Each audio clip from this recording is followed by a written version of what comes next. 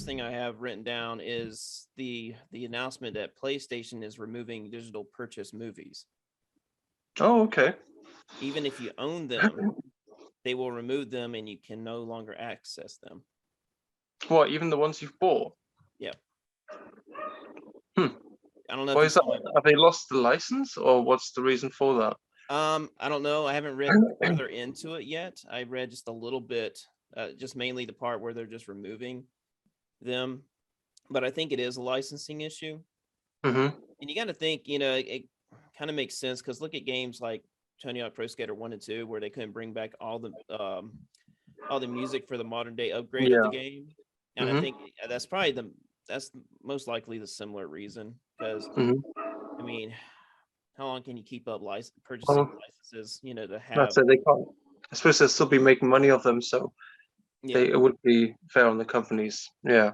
But I'll Although, try to read into it a little bit more. It's just you can look at it on the there are several links if you look it up. I have it posted on the group, where even comicbook.com has an article about it. They're hmm usually a very reliable source, because I don't usually post something unless a reliable source is posting it, because you get something like Kubaga says this about PlayStation, and I'm like, I'm not gonna post that because I haven't heard of them. I don't know who no, but no, exactly. the comic book usually I'm like, okay, well they should know what they're talking about. Well, I mean, there's the idea like that it could happen with games as well. Like I think it's happened recently, um, where certain games are not going to be supported anymore because they're part of a different game company. Mm. So people are going to lose out on all the DLC which has come out because they've shut down the online service for them. Now, most of these games are going to be really old anyway. So like, unlike like, I wouldn't know why people are still playing, those games in comparison to the new ones that have come out. But it's still a little bit unfair when you've paid for it. So should there be some sort of compensation? I'm not sure, but it's probably in the user agreements as well. If you that you we kind of just click on, so it's likely in there already, which is a shame. So people generally don't have a leg to stand on. Yeah, and I keep telling people, I'm like, you realize if you purchase something digitally, you do not own it. If it's not on your shelf, you do not own it. It's on the Hmm. corporation shelf, and they can remove it whenever they want. Yeah. And I'm not trying to bash people that buy things digitally because I do myself. Especially, I Yeah. bought Cuphead digitally, but do I feel like I own it? No, because it could be removed anytime, and it would suck. But I'm like, okay, well, that's the risk I took. I have a few games. I have one game that was removed. I don't think I can still access it, but yeah, two. Marvel Ultimate Alliance 1 and 2 was both removed after I purchased it, and I couldn't download them again. Really? Yeah, Marvel Ultimate Alliance 2 was like maybe a few months ago, finally released again, so I could download it. Hmm. But Marvel mainly was removed because of the whole Disney buyout. Of course, right. And, so for some reason, Ultimate Alliance 1, I haven't checked recently. It might be up there now, but I can't download that still from the last time I checked. But yeah, that stuff like that just really sucks. And that's why I really encourage buying stuff physically, because you can just, I don't know how that would affect, since discs act like basically a key. It doesn't save any room on data now. hmm So I don't know how that would affect a physical copy of a game if it's removed digitally. Hmm. I mean, there's some games you can't even play, even if you've got a disc, unless you're online. Yeah. So I wonder if companies could do something similar to physical games where it renders your disc essentially useless Yeah. if they don't have the license anymore. But that would really suck. Yeah, because it's Um, got to download from somewhere. yeah. It's just in it. If they don't have a licenses for it, then they don't have the license to allow you to download the information. I don't Hmm. understand why they can't put the information on the CD. I'm wondering what's the malfunction with that, and why are they just Yeah. encouraging people to just buy digital only? Is that what they're trying to lead up to? Maybe I assume so. I mean, it's a lot cheaper for the company. They don't have to Yeah. produce physical copies, and then they're saving a ton of money. They're still charging the same amount for digital copy than they would for physical copy. So it's a win-win situation for them, really. Yeah. It's more positive for them, like you said. But it's a shame because I like going to the store, finding the Hmm. game that I I want on missed. the shelf and I putting really it missed home, that. opening up, having that smell, that new game smell, it's a lost experience that's just I don't know, just taking that shrimp wrapping off, you know, right. Yeah, Shadow of the uh, Colossus. and When I it's like, bought that for and they get PS2. stuck, and you kind of try pulling on it. Yeah, Yeah, but exactly. I mean, um, it's a whole experience that I hope never goes away. But I mean, people seem more and more interested going towards digital, and it's a shame because it's just the whole I buying think it in it's like, store. It's I mean, just for me, it's a bit of an instant gratification thing though as well, because you know, I've got a bunch of games just loaded onto my PC. I just click on it and it's Mhm. done. I don't have to get up. If I want to try a different game out, I don't have to switch out the disc. I don't have to download an update or anything like that. It's kind of like there are, yeah, I'm a big fan of digital games Mhm. personally. But yeah, I see the oncoming problem with it. Mainly, well, I don't have a lot of room, so I try and keep things to a minimal. Um, it's it's a shame. I don't know. It was definitely I definitely felt more like a collector when I had cartridges and game cases. So there's something nice of showing somebody your collection, you know, physically.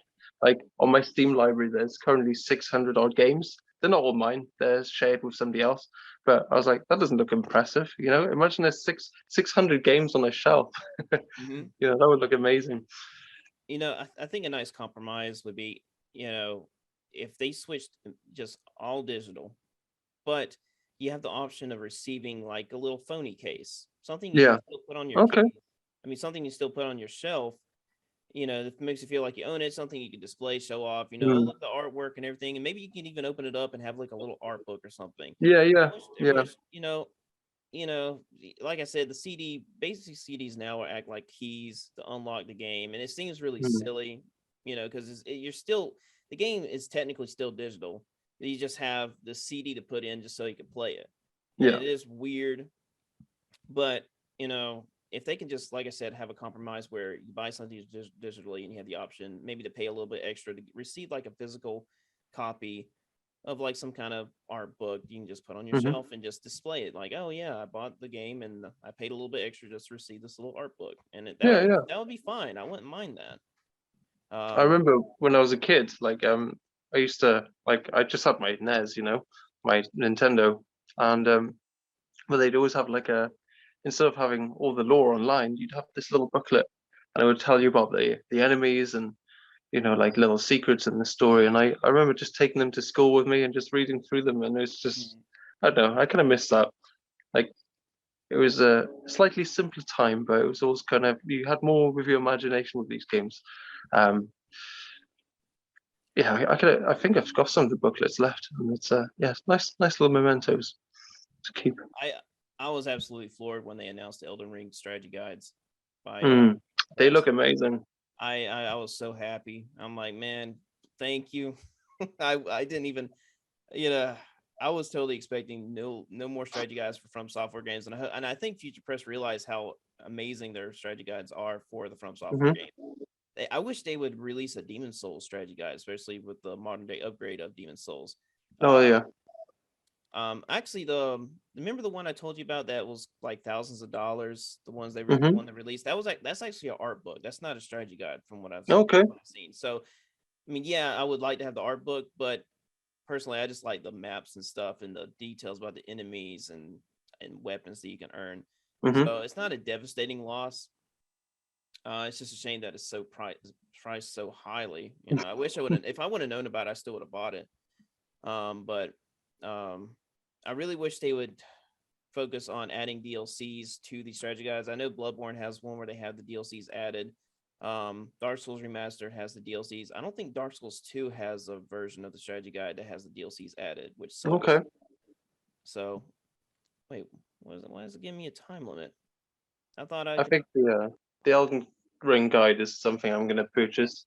I don't usually, but it's such a vast game. I think it'll be really cool to maybe do an entire run where I just follow the guide and Mhm. just kind of try and get every item and every collectible I can find. I think that'll be really great.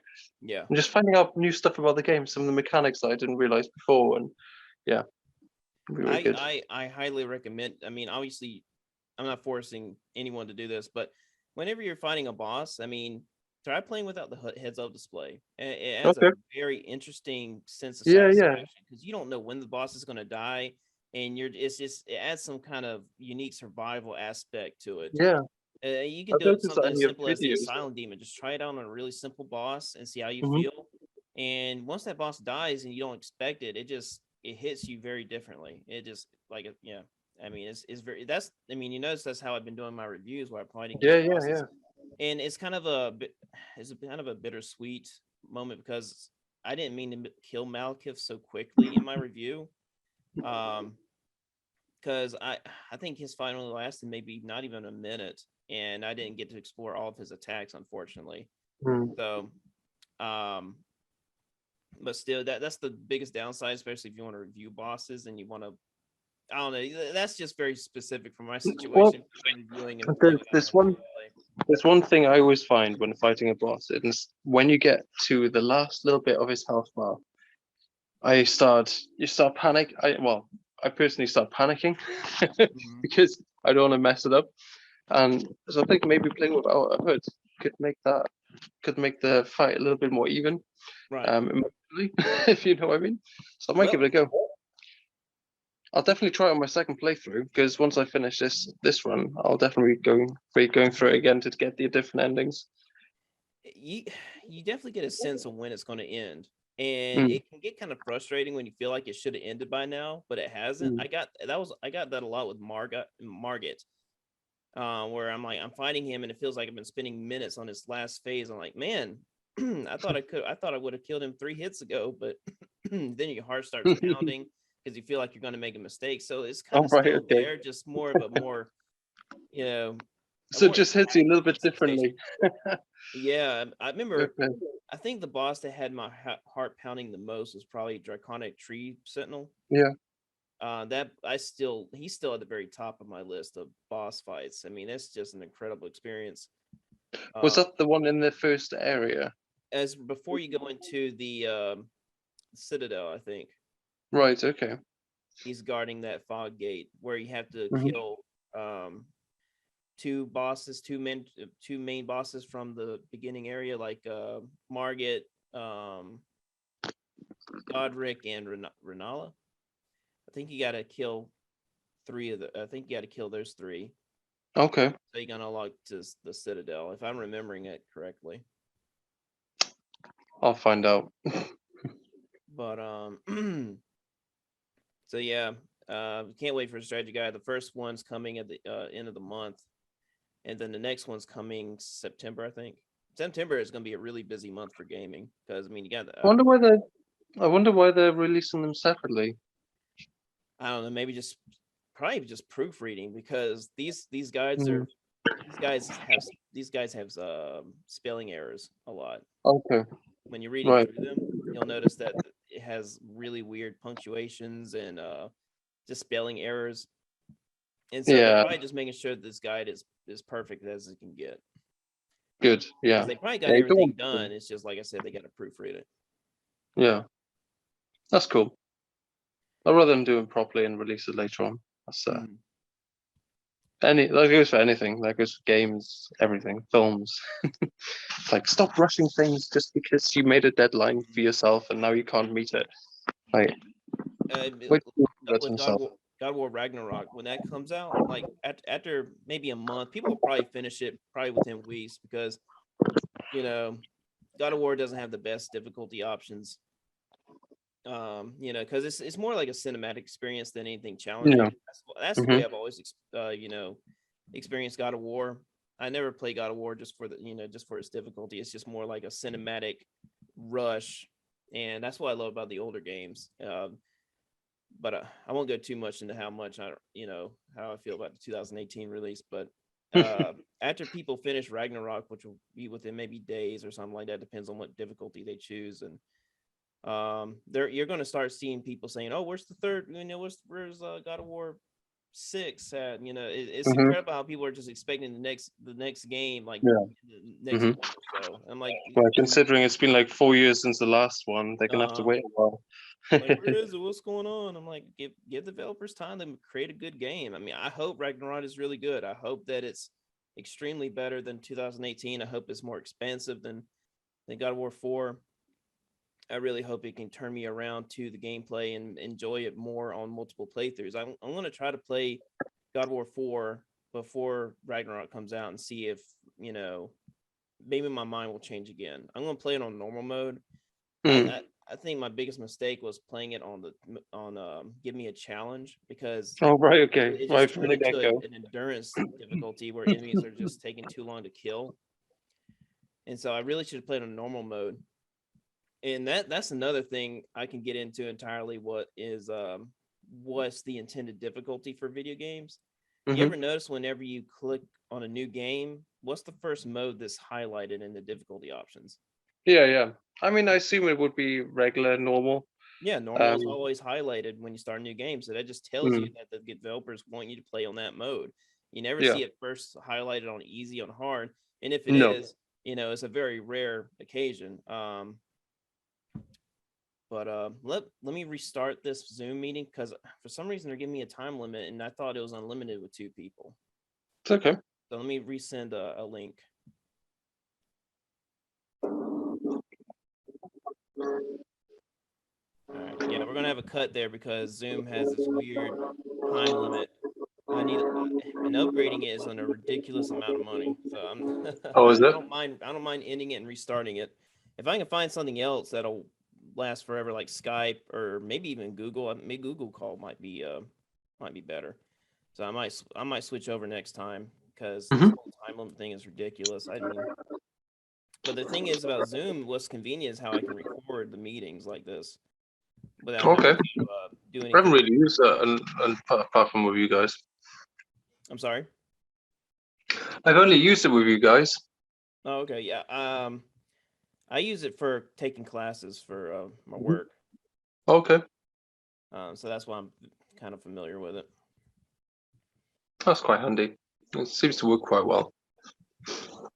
But yeah, hopefully Ragnarok does well, and my mind will be changed.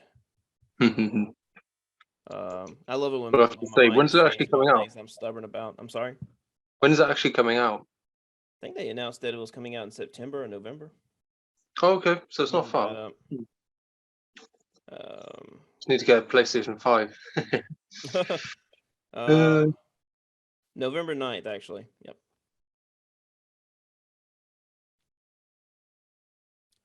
All right. So I have something written down for progress in Elden Ring, but we kind of touched on that before I started recording. I guess we're kind of at the same spot right now where we're at Godfrey. I don't know how much you've done with the other areas. I'm sure you've gone through it with a fine comb. I have tried to be as thorough as I can. I can't believe I missed patches on my first run. Oh, really? I can't believe I did not see that cave. And I've been through, I don't go through that area much, which is probably why, but it blended in very well. Did you get to him afterwards? Huh? Have you done his quest line bit? No, I haven't done any quest lines. No. Well, that's the thing. Like, I haven't really followed any quest lines properly, but I've kind of stumbled upon them when I've gone through searching areas. So I've done a little bit, but nothing like on purpose. It's all been by accident. I've never been the biggest fan about quest lines in the From Software games. Mm-hmm. I usually only do them if I'm after a very specific weapon or just getting the trophies. Yeah. But none of them have really blown me away exactly, probably because I just don't pay attention to what's going on. I'm sure I'm sure there's some interesting things, but I'm like, sometimes I'm like, I don't feel like reading. I just want to play. Yeah. And trying to think of something I can remember. I know Strava from Demon Souls. That was one that I found very memorable because you kind of follow it through all the way to the end. I'm sure a lot of quests are like that in the other games, but that one's just one I remember so fondly. I mean, I quite like the pot one, but that didn't really take much work because he was kind of just in the areas where you went to anyway. Yeah. And I finished this quest line. He just kind of gives you something at the end, which was kind of cool. And it could help you in the Malika fight. It's like a shard, and it can dispel his weapon power. But Yeah, apart from that, it wasn't. And you end up fighting him as well, which was kind of cool. Is he an actual boss or just a regular enemy? He's like an NPC boss, Oh, okay, like an invader essentially. gotcha. But he's not much harder than the other pot bosses pot enemies that you see. He's a bit more powerful than them, but nothing special. I like how brutal a lot of the aggressive NPCs are.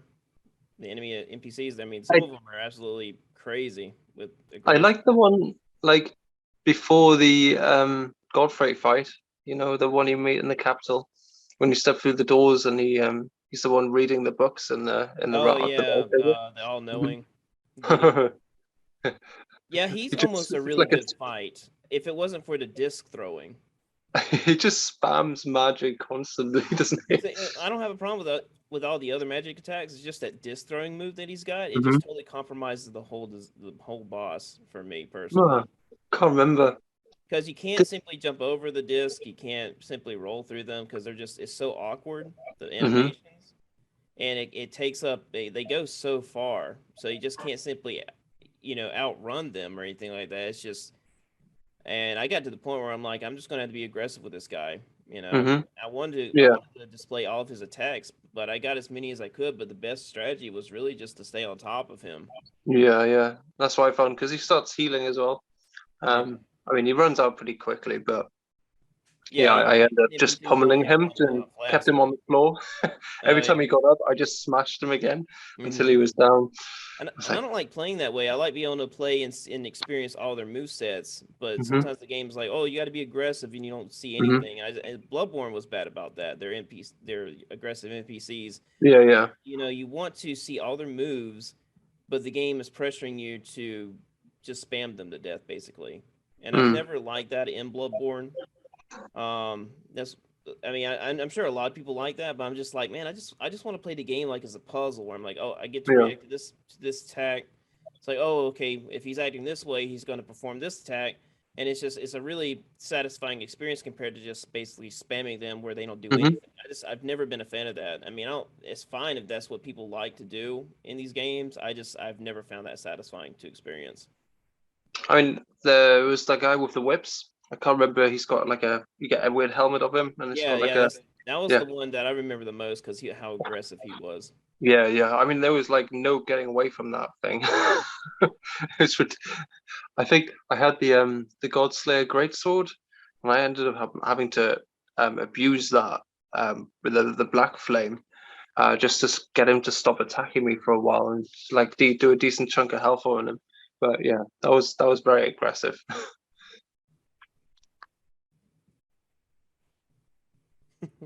It's the wife.